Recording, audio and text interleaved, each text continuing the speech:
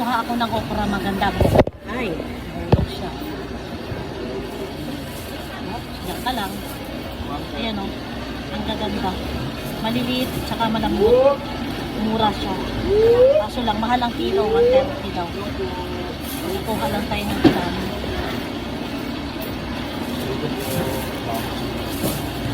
Aray ko. Makati. Yung ano niya, yung tawag ito, yung balahibo niya, makati. Okay na to. So ngayon, ano pa bang kulang natin? Kalamansi.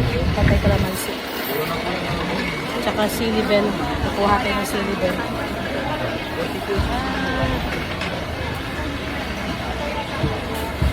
Silibel. Kukuha tayo ng silibel. Kumukuha ako ng plastic. na ako ng plastic. Wala po, ibaba mo yung kuya. Patula ko yan. Patola? Bago. Ayaw mo na, Nay? Ayaw ko.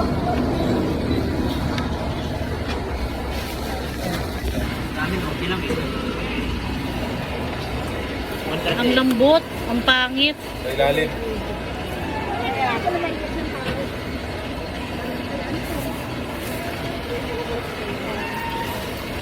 Ayan.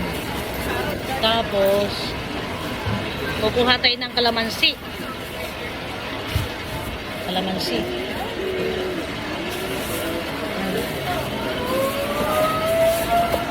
Pipili ako ng kalamansi kasi pangit, malambot.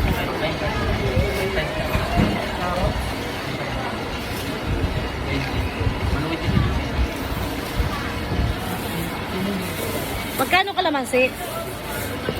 Ha? Dong, magkano kalamansi? 65? Ah, mura ngayon ah. Medyo tas-tas yung gulay. Ha? Medyo mahal yung gulay. Pero kalamansi medyo nagmura ha. Yan. Goods na tayo. So, kunin na natin ang ating yan. Ito na.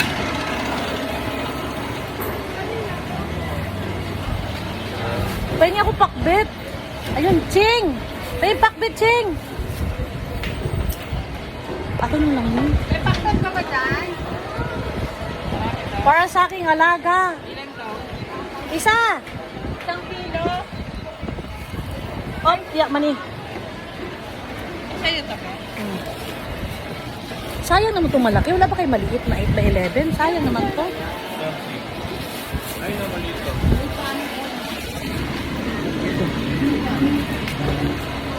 Kukuha ako ng sili sigang. Ayan.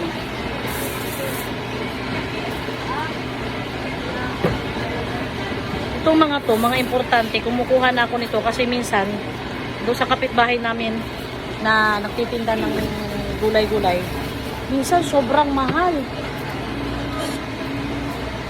Tsaka minsan wala sila kasi nga mabilis mabulok to. Kaya hindi sila masyadong nag-i-stock ng marami. Yan. Yun. So, magpatimbang na tayo.